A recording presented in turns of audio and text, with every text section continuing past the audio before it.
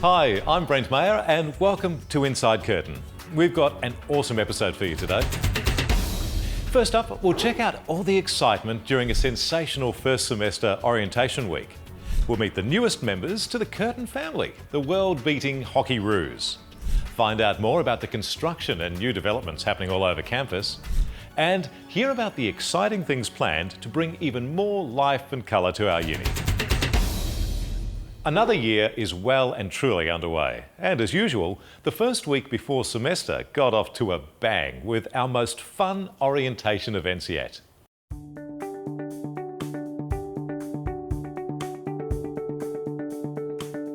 What's happening for students in Orientation Week is we've got layers and layers of activities, opportunities for students to meet each other, to connect to their course, to connect to each other, to connect to the faculty, and to connect to all of Curtin's support services.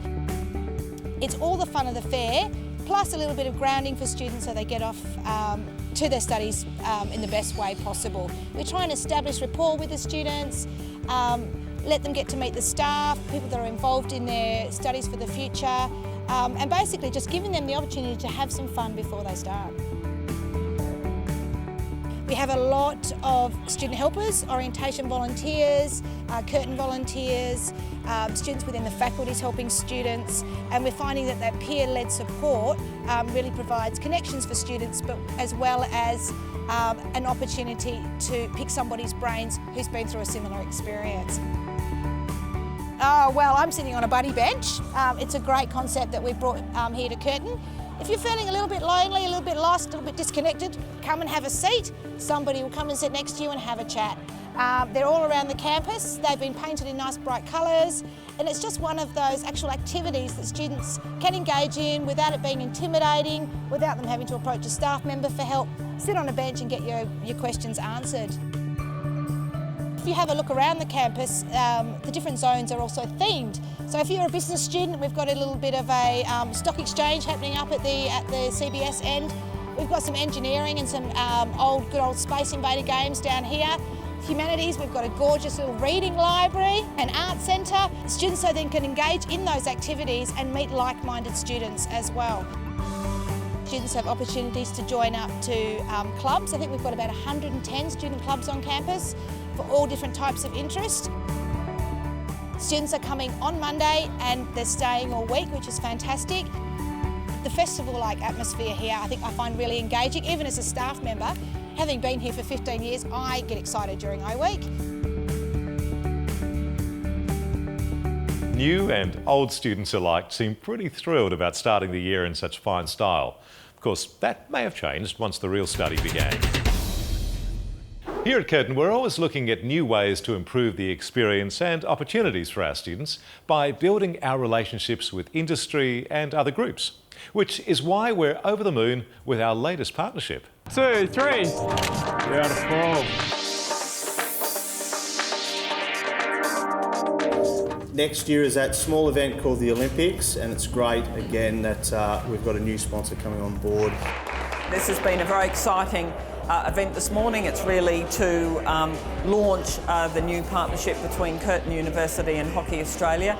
We're very excited by the partnership. It's a real mix of what you'd call a traditional sort of sponsorship commercial partner, so having the branding now on our team uniforms on the back of the skirts and the shorts of the Kookaburras and the Hockey Roos, but the mix of a research and development part, which is equally as important as the traditional sponsorship part. We can bring to bear on all sorts of research questions that may be of relevance to Hockey Australia, right through from our business school, our marketing group, our event management group, our finance group, right through to our new School of Medicine, our School of Physiotherapy, Exercise Science, and then through to our media, our film and television school.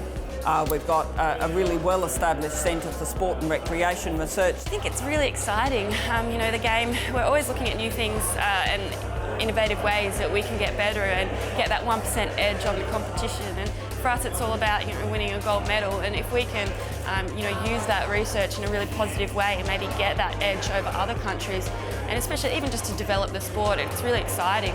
I don't know what they do, but they put on some really cool movement trackers on your body and check for force, so hopefully we can get some cool innovation happening maybe with that. The university experience and being obviously athletes that aren't quite full-time as far as being professionally paid, they have that great opportunity to balance education and study and looking at what they do, you know, after their hockey careers are finished. A lot of us are starting at Curtin and doing part-time and trying to juggle the two, and Curtin is just so supportive of us. Curtin University's had a long history with hockey, and obviously we've had this stadium here for quite a period of time, and now entering into this partnership with Hockey Australia, very exciting for the university. Taking some time, I think it'll be one of those things we'll look back, you know, in future years and go, geez, why did it take so long when, you know, things are going to work so well together, and it'll be one of those partnerships that just continues into the distant future. The partnership, you know, we're really lucky, and I think it's going to be really exciting for the future. We're two very compatible organisations, and I think we'll come together to do great things. I can't wait to see all the different ways we'll be involved with such a great and talented bunch of people. Coming back to uni after the break, you may have noticed a few changes around the place. Well, this is just the start of some big things to come. Greater Curtin is about making Curtin University literally a greater place to be. We want to transform our pedagogy so students can mix up their degrees in the future. We want to have more and better research that's applied to industry for the benefit of, you know, ourselves, our kids, our grandkids, our community. And indeed what we call stage one is about transforming the place so that it's a really fun, lively place where you can be productive and you can live and you can be well and you can really enjoy yourself. As you can see behind us, we have started the Main Street project, which is all about putting a road through our university so that we can connect regionally with the university, and also so it's much easier for people to come in. And that is very important because in our overall scheme for stage one, we're intending to build quite a lot of student accommodation and opportunity for business, and of course making it easier for people to get in and to be here and to be partnerships is going to be key for us all. These roads are going to be finished circa early 2017, but at the same time, one of the key things we need to do is we need to work out, if we're going to get people to live and work here, there needs to be public transport. So we're currently working with the PTA to design a bus interchange. It's all about making people first and the technical elements fitting with that. That should be out of the ground and working about early 2018. Opposite to the site we have Building 410. That is where we are going to have the new School of Medicine, and in conjunction with that we've also got some very new innovative general teaching and learning spaces as well. We are looking for partnerships with industry to come and develop student accommodation, short stay accommodation, and also some other office type accommodation, which is all underpinned by retail, which is about making a fantastic place for people to come and learn and also work and innovate. That's the most critical thing. It's got to be a place for people. Once all this work is complete, we'll truly be working, studying and living on one of the greatest campuses in the world. As we relax back under the trees, sitting in our comfy beanbags, it's hard to imagine a uni without all this colour, comfort and fun. It's all pretty good, I must say. And listening to what's in store, it's only going to get better. It's all part of an initiative called Place Activation. Place activation, or space activation as people call it, is an urban planning term, but it's really about having a generosity of spirit for giving people a place to sit first, some shade or shelter, and then programming interesting things for people to see and do, like performers and food and beverage options and games they can play. It ends up building a whole little atmosphere and community where people will come out and go to a food truck and they'll talk to their friends and they'll sit in a beanbag and maybe they'll listen to a band or maybe they'll play a game, and it's just relaxing for the students. It makes people want to stay longer on campus, and it just adds a lovely lift to the whole place. It makes them feel really at home, and the staff as well, so it becomes a nice place to work. So we hope we get the best staff and the best academics to come and teach some of the best students, and the learning and the research just keeps increasing in calibre. I mean, they love the bean bags. It's been one of the most brilliant things. I remember always trying to sit on the grass and getting a little wet bottom or a sore elbow. And, you know, the bean bags have been, you know, one of the first things that we did.